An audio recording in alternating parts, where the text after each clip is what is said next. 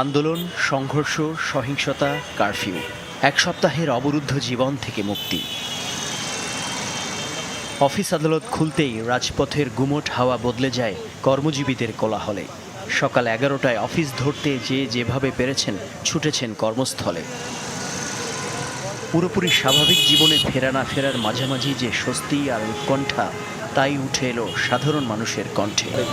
না, আমি তো আসলে এতদিন বের হওয়া হয়নি, আজকে একটু বের হয়েছি যে কারফিউটা শিথিল করেছে কিছুটা সময়। এখন তো মনে হচ্ছে সব স্বাভাবিক হচ্ছে, কারণ যেই দাবিটা ছিল সেই দাবিটা নিশ্চয়ই ফুলফিল হচ্ছে। তো আশা করি এখন আর কোনো ঝামেলা হবে না, সব কিছু ঠিকঠাক হয়ে যাবে। না, আজকে আর তো ওরা নর্মাল, কোনো ভয় নাই। এখন যদি রাস্তাটা ছাইড়া দেয় তাহলে আমরা নিখুঁত।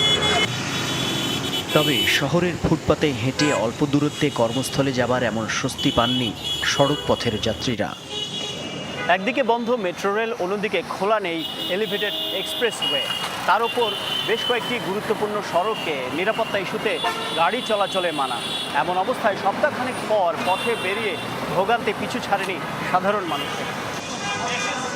রাজধানীর মহাখালী মোড় থেকে ভিআইপি রোডে প্রবেশে বিধিনিষেধের কারণে হাজারো গাড়িকে ফিরিয়ে দেয়া হয় বনানী অভিমুখে। এছাড়া এলিভেটেড এক্সপ্রেসওয়ে বন্ধ থাকায় সব প্রাইভেট কার চলছে মূল সড়কে। ফলে রাস্তার দুপাশে ছড়িয়ে পড়ে দীর্ঘ যানজট। 30 মিনিটের গন্তব্য যেতে লেগে যায় 2-3 ঘন্টা। শেওড়াপাড়া থেকে এই পর্যন্ত 2 ঘন্টা 20 মিনিট সময় লাগছে। এখন উত্তরায় যাব, এখন গাড়ি আদৌ পাবো কিনা এটাই তো দাঁড়াই আছে, দেখা যাক কি হয়। প্রতিদিন 3 লাখ মানুষ চলাচল করত মেট্রো রেলে, কিন্তু নাশকতার পর তা বন্ধ থাকায় এত মানুষের যাওয়া আসায় কষ্টের শেষ ছিল না, বিশেষ করে মিরপুরের যাত্রীদের।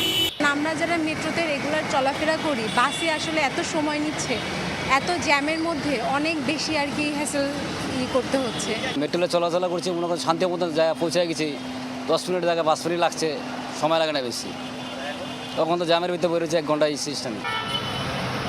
সীমিত পরিসরে অফিস খোলার প্রথম দিনই যে দুর্ভোগ ছিল নগর জুড়ে, তা ভাবিয়েছে নাগরিক জীবনকে। তাই অপেক্ষা সবকিছু স্বাভাবিক হবার।